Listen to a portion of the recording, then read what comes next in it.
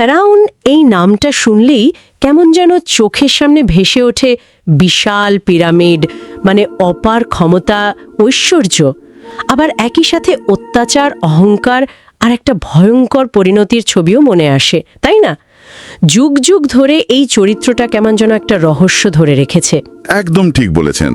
ফেরাউন মানেই যেন ক্ষমতার পতনের এক অদ্ভুত মিশেল। একদিকে বিশাল সাম্রাজ্যের অধিপতি, অন্যদিকে চূড়ান্ত দাম্ভিকতা আর করুণ ধ্বংসের এক প্রতীক। আজকে আমরা ঠিক এই ফেরাউনকে নিয়েই একটু গভীরে আলোচনা করব। আমাদের হাতে বেশ কয়েক রকমের সূত্র আছে, সেগুলোর উপর ভিত্তি করে একটু বোঝার চেষ্টা করব ফেরাউন আসলে কে ছিলেন বা কি ছিলেন, কেনই বা তার কাহিনী আজও এত গুরুত্বপূর্ণ। আমাদের কাছে যে সূত্রগুলো আছে তার মধ্যে ধরুন, পবিত্র কুরআনে ফেরাউন সম্পর্কে বেশ বিস্তারিত বিবরণ রয়েছে। হ্যাঁ, আবার কায়রোর জাদুঘরে ফেরাউনের মামি দেখে আসা একজনের ব্যক্তিগত অভিজ্ঞতা আর ভাবনা নিয়েও একটা আলোচনা আছে। ও আচ্ছা, ইন্টারেস্টিং। এছাড়া ফেরাউনের উত্থান নিয়ে একটা লোককাহিনী, আর নবী মুসা আলাহিসাল্লামের সময়কার নির্দিষ্ট শাসককে খুঁজে বের করার যে ঐতিহাসিক চেষ্টা, সেটি নিয়েও একটা বিশ্লেষণ আছে। দারুণ একটা সংগ্রহ তো। তাহলে আজকে আমাদের লক্ষ্য হলো এই সব তথ্যের গভীরে গিয়ে মূল বিষয়গুলো বের করে আনা। যেমন ফেরাউন ধারণাটার আসল মানেটা কি, নবী মুসা এর সাথে তার সংঘাতের মূল ঘটনাগুলো ঠিক কি ছিল, হ্যাঁ, আর ঐতিহাসিকভাবে ঠিক কোন শাসক ফেরাউন ছিলেন, এই বিতর্কটার বর্তমান অবস্থা কি। আর অবশ্যই সবশেষে এই পুরো কাহিনী থেকে আজকের দিনের জন্য আমরা কি শিক্ষা নিতে পারি। তাহলে আলোচনা শুরুতেই একটা খুব জরুরি বিষয় একটু পরিষ্কার করে নেওয়া যাক। দেখুন, ফেরাউন, আরবিতে যেমন ফেরাউন, এটা কিন্তু কোনো নির্দিষ্ট ব্যক্তির নাম ছিল না। তাই নাকি? হ্যাঁ, এটা ছিল আসলে প্রাচীন মিশরের রাজাদের একটা উপাধি, একটা টাইটল আর কি। ও আচ্ছা আচ্ছা, যেমন ধরুন রোমান সম্রাটদের সিজার বলা হতো। ঠিক ধরেছেন। বা রুশ শাসকদের যেমন জার বলা হতো। তো সেরকমই একটা ব্যাপার। কিন্তু মজার ব্যাপার হলো, আমরা যখন ফেরাউনের কথা বলি বা কোরআনেও যখন বলা হয়, তখন কিন্তু প্রায়শই একজন নির্দিষ্ট শাসককেই বোঝানো হয়, তাই না? হ্যাঁ, সাধারণত নবী মুসা আলাইহিসসালামের সময় যিনি ছিলেন, সেই চরম অহংকারী, অত্যাচারী শাসক যার ধ্বংসের কাহিনীটাই সবচেয়ে বেশি পরিচিত, তাকেই ফেরাউন হিসেবে ভাবা হয়। চলুন তাহলে প্রথমেই দেখি পবিত্র কোরআনে ফেরাউনকে কিভাবে চিত্রিত করা হয়েছে। প্রায় ৭৪ বার কোরআনে ফেরাউন শব্দটা এসেছে, তাই না? হ্যাঁ, ৭৪ বার।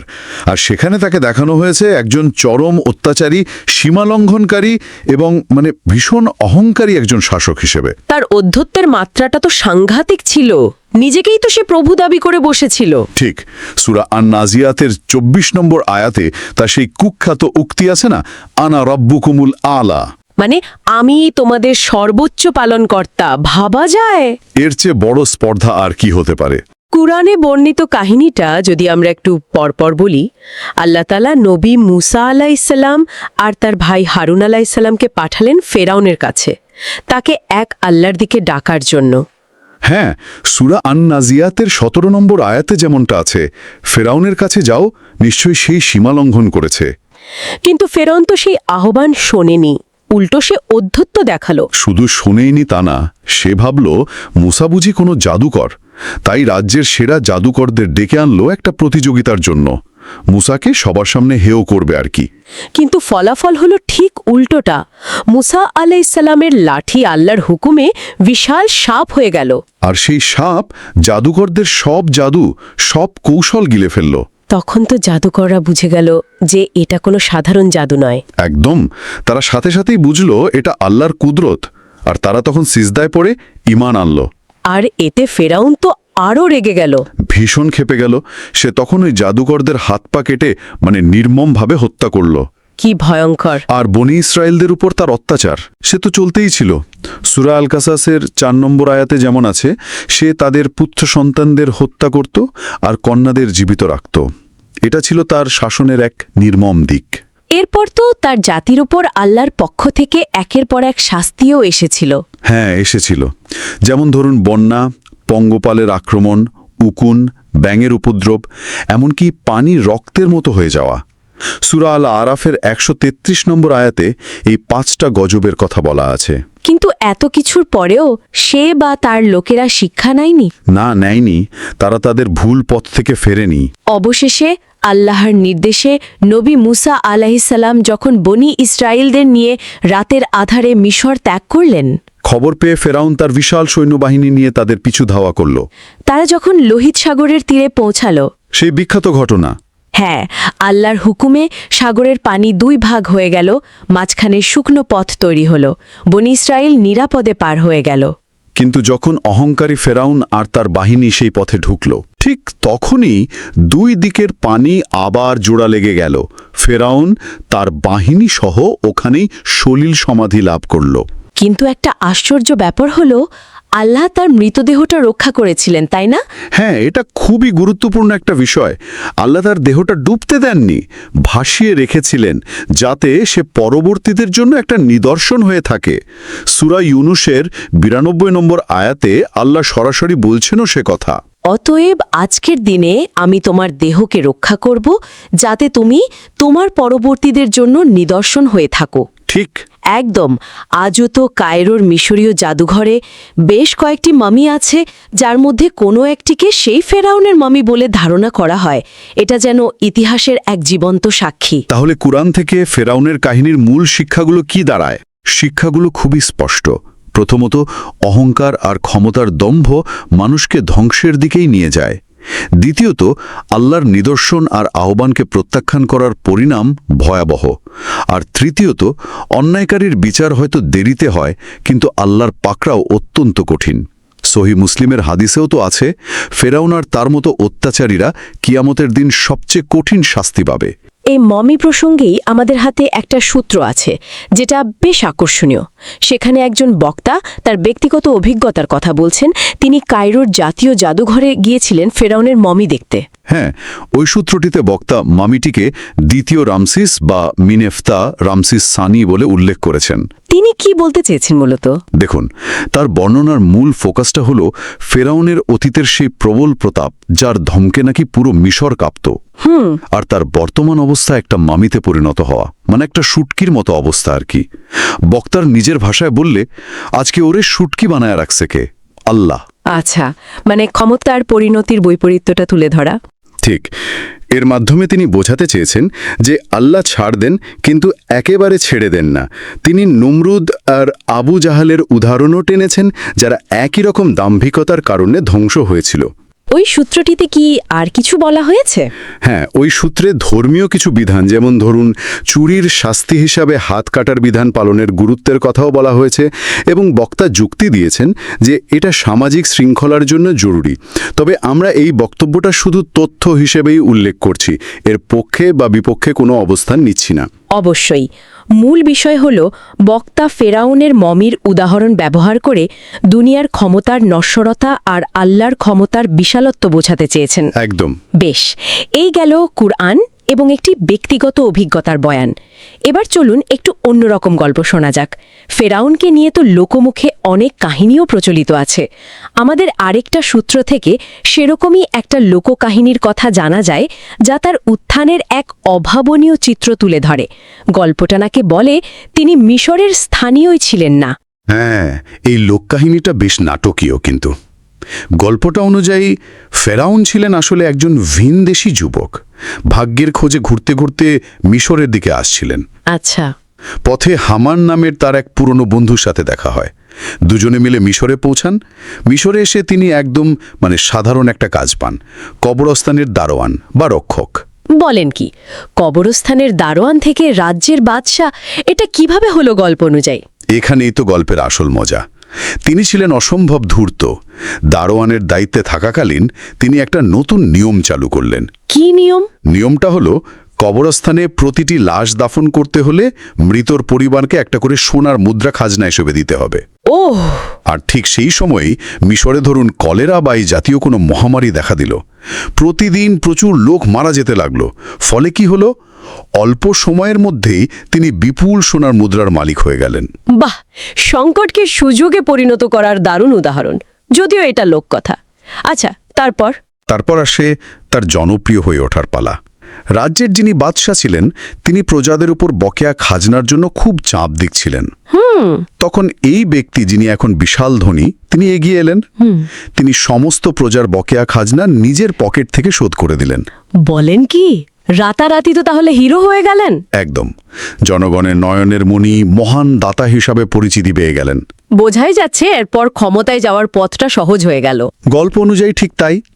রাজ্যের প্রধানমন্ত্রী মারা গেলে তিনি ওই পদের জন্য নির্বাচন করলেন এবং জনগণের বিপুল সমর্থনে প্রধানমন্ত্রী হয়ে গেলেন। প্রধানমন্ত্রী? হ্যাঁ, এর কিছুদিন পর যখন বাদশাহ মারা গেলেন তখন প্রজাদের অনুরোধে আর নিজের জনপ্রিয়তার জোরে তিনিই নতুন বাদশাহ হয়ে বসলেন আর তার পুরনো বন্ধু হামানকে বানালেন প্রধানমন্ত্রী, একেবারে শূন্য থেকে শিখরে। কিন্তু ক্ষমতা পেয়ে কি তার আসল রূপটা বেরিয়ে এলো? লোককাহিনী তো তাই বলছে। ক্ষমতা পেয়ে তার মধ্যে সীমাহীন লোভ আর অহংকার জন্মালো।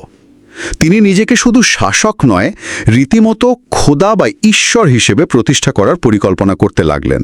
আর হামান? প্রধানমন্ত্রী হামান তাকে এই কাজে আরও উস্কানি দিতে থাকল। এখানেই কি সেই বিখ্যাত ভবিষ্যৎবাণীর গল্পটা আসে? হ্যাঁ, গল্প অনুযায়ী ফেরাউন তার ভবিষ্যৎ জানার জন্য রাজ্যের সব গণকদের ডাকলেন। তাদের মধ্যে একজন খুব বৃদ্ধ গণক ভবিষ্যৎবাণী করলেন যে এই মিশরেই বনি ইসরায়েল সম্প্রদায়ের মধ্যে মূসা নামে একটি শিশু জন্ম নেবে, যার হাতে ফেরাউনের পতন হবে। ঠিক, যার হাতেই ফেরাউনের রাজত্ব এবং জীবনের পতন ঘটবে। এই কথা শুনে তো ফেরাউন নিশ্চয়ই ভীষণ ভয় পেয়ে গিয়েছিল। ভয় এবং ক্রোধ দুটোই। সে ক্ষিপ্ত হয়ে হুকুম জারি করল, বনি ইসরায়েল পরিবারে যত ছেলে শিশু জন্ম নেবে তাদের সবাইকে তৎক্ষণাৎ হত্যা করতে হবে। লোককাহিনীতে বলা হয় প্রায় ৮০,০০০ নিষ্পাপ শিশুকে তখন হত্যা করা হয়েছিল। ভাবুন একবার। কি ভয়ঙ্কর!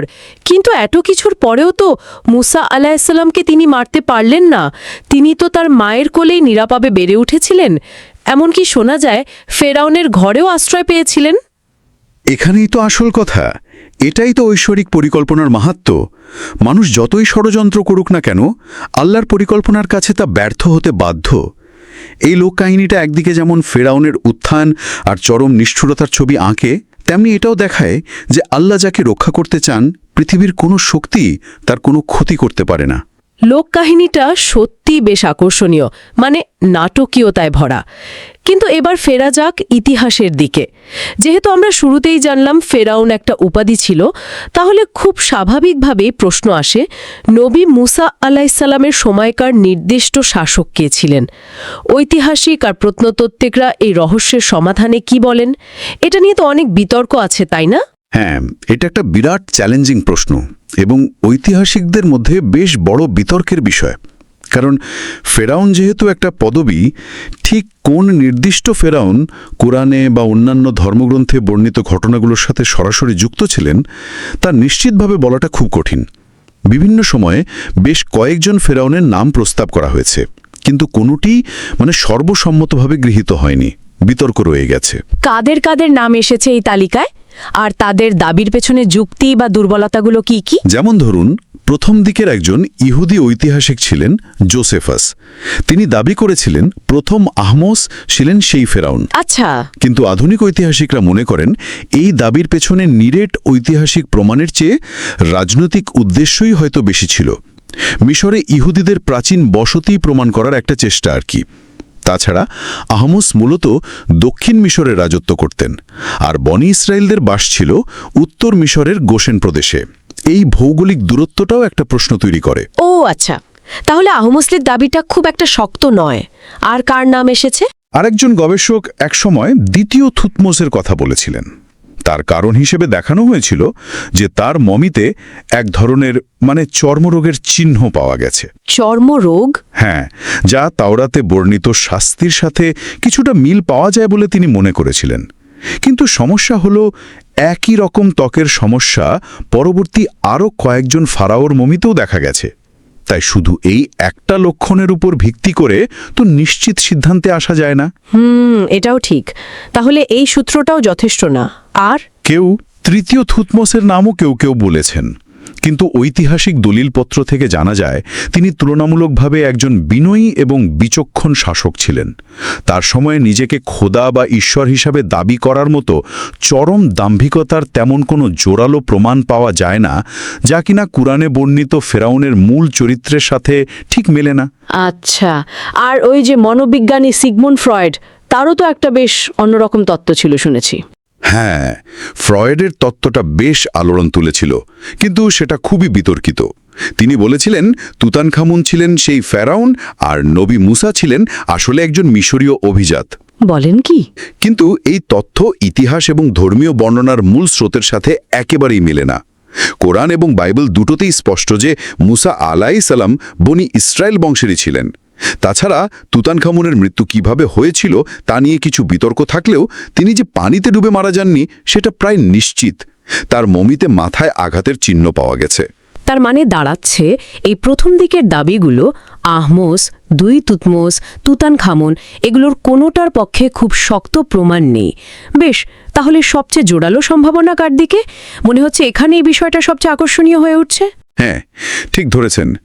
বর্তমানে বেশিরভাগ ইতিহাসবিদ, প্রত্নতত্ত্ববিদ এবং অনেক ইসলামিক চিন্তাবিদও যে ফারাওয়ের দিকে সবচেয়ে বেশি ইঙ্গিত করেন তিনি হলেন দ্বিতীয় রেমেসিস। ইতিহাসে যিনি রেমেসিস দ্য গ্রেট বা মহান রেমেসিস নামে পরিচিত। আর এখানেই ব্যাপারটা সত্যিই খুব ইন্টারেস্টিং, কারণ তার পক্ষে বেশ কিছু শক্তিশালী যুক্তি এবং প্রমাণ পাওয়া যায়। দ্বিতীয় রেমেসিস, তিনি তো প্রাচীন মিশরের সবচেয়ে বিখ্যাত আর শক্তিশালী ফারাওদের একজন, তাই না? তার পক্ষেই যুক্তি বেশি। কি সেই যুক্তিগুলো একটু যদি খুলে বলেন। প্রথম এবং খুব গুরুত্বপূর্ণ যুক্তি হল তার অত্যন্ত দীর্ঘ শাসনকাল। দ্বিতীয় রেমেসিস প্রায় ৬৭ বছর ধরে মিশরের সিংহাসনে ছিলেন। এটা মিশরের ইতিহাসে দীর্ঘতম শাসনকালগুলোর মধ্যে অন্যতম। ৬৭ বছর? ও বাবা! হ্যাঁ, এই বিশাল সময়কালটা কিন্তু নবী মুসা আলাইহিস সালামের জন্ম, তার বেড়ে ওঠা, ফেরাউনের রাজদরবারে যাওয়া, বনি ইসরায়েলদের উপর নির্যাতনের মাত্রা বেড়ে যাওয়া এবং অবশেষে তাদের নিয়ে মিশর ত্যাগ করা, এই পুরো ঘটনা প্রবাহটা ঘটার জন্য যথেষ্ট সময় দেয়। মানে সময়ের হিসাবে এটা চমৎকারভাবে মিলে যায়। বিশেষ করে ওই যে নিজেকে খোদা বা প্রভু দাবি করার মতো চরম স্পর্ধা। এখানেই কিন্তু সবচেয়ে গুরুত্বপূর্ণ এবং জোরালো প্রমাণটা পাওয়া যায়। অনেক গবেষক মনে করেন দ্বিতীয় রামেসিসই সম্ভবত প্রথম ফারাও যিনি অত্যন্ত স্পষ্টভাবে এবং ব্যাপকভাবে নিজেকে একজন জীবন্ত ঈশ্বর বা খোদা হিসেবে প্রতিষ্ঠা করার চেষ্টা করেছিলেন। সত্যি এর প্রমাণ আছে? হ্যাঁ, এর পক্ষে প্রচুর প্রত্নতাত্ত্বিক প্রমাণ আছে। তিনি নিজের বিশাল বিশাল মূর্তি নির্মাণ করিয়েছিলেন এবং সেগুলো তৎকালীন মিশরের প্রধান দুই দেবতা, সৃষ্টিকর্তা দেবতা পাতা আর দেবতাদের রাজা আমুন এর মূর্তি ঠিক পাশেই স্থাপন করেছিলেন। বলেন কি? মানে দেবতাদের সমান নিজেকে ভাবা? ঠিক তাই। এর মানে হলো তিনি নিজেকে সরাসরি সেই দেবতাদের সমকক্ষ বা তাদের মতোই পূজনীয় হিসাবে তুলে ধরছেন। তার আগের ফারাওরা হয়তো নিজেদের সূর্যের পুত্র বা দেবতার প্রতিনিধি বলতেন, কিন্তু এতটা সরাসরি নিজেকে জীবন্ত ঈশ্বর হিসাবে প্রতিষ্ঠা করার চেষ্টা খুব কমই দেখা যায়। ভাবা যায় মানুষ কি সত্যিই তখন তার উপাসনা করত? হ্যাঁ, বিভিন্ন শিলালিপি, মন্দিরের গায়ে খোদাই করা ছবি আর অন্যান্য প্রত্নতাত্ত্বিক সূত্র থেকে জোরালো প্রমাণ মেলে যে তার জীবদ্দশাতেই তার দেহরক্ষী, সেনাবাহিনী এবং ধীরে ধীরে প্রায় পুরো মিশরীয় জাতি তার উপাসনা করতে শুরু করেছিল। জীবন্ত শাসকের উপাসনা। আচ্ছা আচ্ছা। আর এই বিষয়টা পবিত্র কোরআনে উল্লেখিত ফেরাউনের সেই বিখ্যাত উক্তি আনা রাব্বুকুমুল আলা, আমি তোমাদের সর্বোচ্চ প্রভু, এটার সাথে একেবারে সরাসরি মিলে যায়। এটা একটা অত্যন্ত শক্তিশালী সংযোগ কিন্তু। অসাধারণ মিল তো। এটা তো খুবই জোরালো যুক্তি। নিজেকে খোদা দাবি করা ছাড়াও তার ঔদ্ধত্যের আর কি প্রমাণ পাওয়া যায় যা কোরআনের বর্ণনার সাথে সঙ্গতিপূর্ণ? তার নেওয়া বিভিন্ন উপাধিগুলো দেখলেই তার অহংকার আর দম্ভের মাত্রাটা বোঝা যায়। তিনি নিজেকে কি বলতেন জানেন? রে কর্তৃক নির্বাচিত। রে মানে সূর্য দেবতা, উভয় জাহানের প্রভু, আসমান ও জমিনের প্রতিপালক, আকাশের মালিক, অবিনশ্বর সত্তা, সৃষ্টিকর্তা, পবিত্র ভূমি মিশরের রক্ষাকর্তা, এই ধরনের অসংখ্য উপাধি তিনি গ্রহণ করেছিলেন। আসমান ও জমিনের প্রতিপালক, সৃষ্টিকর্তা, এগুলো তো সরাসরি আল্লাহর গুণাবলী নিজের উপর আরোপ করার মতো। ঠিক তাই। এগুলো তার চরম ঔদ্ধত্য আর নিজেকে ঈশ্বরের পর্যায়ে ভাবার মানসিকতাই প্রমাণ করে, যা কোরআনে বর্ণিত ফেরাউনের চরিত্রের সাথে হুবহু মিলে যায়। আর কোনো মিল? আরেকটা অত্যন্ত গুরুত্বপূর্ণ বিষয় হলো তার সুবিশাল নির্মাণযজ্ঞ। পবিত্র কোরআনে আছে না, ফেরাউন তার মন্ত্রী হামানকে একটা উঁচু ইমারত বা মিনার বানানোর নির্দেশ দিয়েছিল, যাতে সে ওপরে উঠে মুসার আল্লাহকে দেখতে পারে। হ্যাঁ হ্যাঁ, সূরা আল কাসাসে আছে। এবার ইতিহাসের দিকে তাকান। দ্বিতীয় রামেসেস ছিলেন মিশরের সর্বকালের অন্যতম শ্রেষ্ঠ নির্মাতা। আবু সিম্বেলের সেই জোড়া মন্দির, যার একটা নিজের নামে, অন্যটা স্ত্রী নেফারতারির নামে। ও হ্যাঁ, বিখ্যাত মন্দির। তারপর কার্নাক মন্দিরের সুবিশাল হাইপোস্টাইল হল, লাক্সার মন্দিরের প্রাঙ্গণ সম্প্রসারণ, নিজের সমাধিসৌধ র্যামেসিয়াম সহ অসংখ্য বিশাল বিশাল স্থাপনা তিনি নির্মাণ করেছিলেন। এই যে বিশাল নির্মাণযজ্ঞ আর উঁচু স্থাপনা তৈরির প্রবণতা, এটাও কিন্তু কোরআনে উল্লিখিত ঘটনার সাথে একটা যোগসূত্র তৈরি করে। তার মানে দীর্ঘ শাসনকাল, নিজেকে খোদা দাবি করার স্পষ্ট প্রমাণ, এই ঔদ্ধত্যপূর্ণ উপাধিগুলো, আবার বিশাল নির্মাণযজ্ঞ, এই সব ঐতিহাসিক, প্রত্নতাত্ত্বিক, শিলালিপি আর স্থাপত্য নিদর্শন মিলিয়ে দেখলে দ্বিতীয় রামেসিসের দিকেই পাল্লা সবচেয়ে ভারী মনে হচ্ছে। বর্তমানে বেশিরভাগ গবেষক এবং পণ্ডিতদের এটাই অভিমত। যদিও প্রাচীন ইতিহাস নিয়ে কোনো কিছুই হয়তো 100% নিশ্চিত করে বলা যায় না, তবে প্রাপ্ত তথ্যের ভিত্তিতে দ্বিতীয় রেমেসিসই নবী মুসা আলাইসাল্লামের সময়কার ফেরাউন হওয়ার সবচেয়ে জোরালো এবং যুক্তিযুক্ত দাবিদার। এই মতটা ইতিহাস, প্রত্নতত্ত্ব আর ধর্মগ্রন্থের বর্ণনার মধ্যে একটা শক্তিশালী সেতুবন্ধন তৈরি করে। তাহলে সবকিছুর সারমর্ম কি দাঁড়ালো?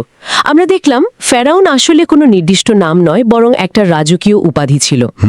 পবিত্র কোরআনে বর্ণিত ফেরাউনের চরম উদ্ধত্ত, নবী মুসার সাথে তার সংঘাত এবং তার করুণ পরিণতির বিস্তারিত কাহিনী জানলাম। ঠিক। কায়রোর জাদুঘরে সংরক্ষিত একটা মমি দেখে আসে একজনের ব্যক্তিগত উপলব্ধি আর সমকালীন ভাবনাও শুনলাম, যা ফেরাউনের পরিণতির এক বাস্তবচিত্র তুলে ধরে। হ্যাঁ, সেই বৈপরীত্যটা। ফেরাউনের উত্থান নিয়ে একটা চমকপ্রদ লোককাহিনীও আলোচনা করলাম। আর সবশেষে নবী মুসা আলাইসাল্লামের সময়কার নির্দিষ্ট ফেরাউন কে ছিলেন, সেই ঐতিহাসিক বিতর্কে দ্বিতীয় রেমেসিসের পক্ষে জোরালো যুক্তিগুলো পর্যালোচনা করলাম। একদম। আর নির্দিষ্ট ব্যক্তি কে ছিলেন সেই ঐতিহাসিক বিতর্কের ঊর্ধ্বে গিয়ে যদি আমরা দেখি, তাহলে ফেরাউনের পুরো কাহিনীটি আসলে একটা চিরন্তন বার্তা বহন করে। এটিকে যদি আমরা একটু বড় ক্যানভাসে দেখি, তাহলে এটা আসলে ক্ষমতা, অহংকার, সীমাহীন দম্ভ এবং নৈতিকতা বিবর্জিত শাসনের যে অবশ্যম্ভাবী পরিণতি, তারই এক জ্বলন্ত উদাহরণ। যখন কোনো শাসক বা ক্ষমতাবান ব্যক্তি ক্ষমতার মোহে এতটাই অন্ধ হয়ে যায় যে নিজেকেই সবকিছুর নিয়ন্তা ভাবতে শুরু করে, সৃষ্টার বিধান আর সাধারণ মানবিকতাকে অস্বীকার করে, তখন তার পতন যে অনিবার্য, এটাই ফেরাউনের কাহিনীর মূল শিক্ষা। ঐশ্বরিক শক্তি আর পরিকল্পনার কাছে মানুষের দম্ভ কিভাবে চূর্ণবিচূর্ণ হয়ে যায়, তাই এই কাহিনী চোখে আঙুল দিয়ে দেখিয়ে দেয়। নিঃসন্দেহে ফেরাউনের কাহিনী ইতিহাস, বিশ্বাস এবং মানব প্রকৃতির জটিল সব দিক নিয়ে আমাদের গভীরভাবে ভাবায়। হাজার হাজার বছর পেরিয়ে গেলেও এর আবেদন বা প্রাসঙ্গিকতা যেন এতটুকুও কমেনি। শেষ করার আগে একটা প্রশ্ন নয়, ভাবনার জন্য রেখে যাই। হ্যাঁ, এই আলোচনাটা একটা গুরুত্বপূর্ণ প্রশ্ন উস্কে দেয়। কিন্তু আমরা যে সূত্রগুলো আলোচনা করলাম, সেগুলো মূলত ফেরাউনের অহংকার, তার কাজকর্ম আর তার শাস্তির ওপরই বেশি আলোকপাত করেছে। কিন্তু সেই সময়ে মিশরে বসবাসকারী লক্ষ লক্ষ সাধারণ মানুষের কথা কি? ঠিকই তো। যারা তার অধীনে ছিল, তার শাসন মেনে নিতে বাধ্য হয়েছিল, হয়তো ভয়ে বা চাপে পড়ে তার উপাসনাও করত। তাদের দৃষ্টিকোণ থেকে দেখলে ক্ষমতা, বিশ্বাস আর বাধ্যবাধকতার জটিল সম্পর্কটা কি আরো বহুমাত্রিক, আরো অন্যরকম হয়ে ওঠে না? দারুণ একটা প্রশ্ন। এটা নিয়েও কিন্তু ভাবার অনেক অবকাশ আছে। তাদের জীবন কেমন ছিল, তাদের ভাবনা কি ছিল, এটা সত্যি আরেকটা আলোচনার বিষয় হতে পারে।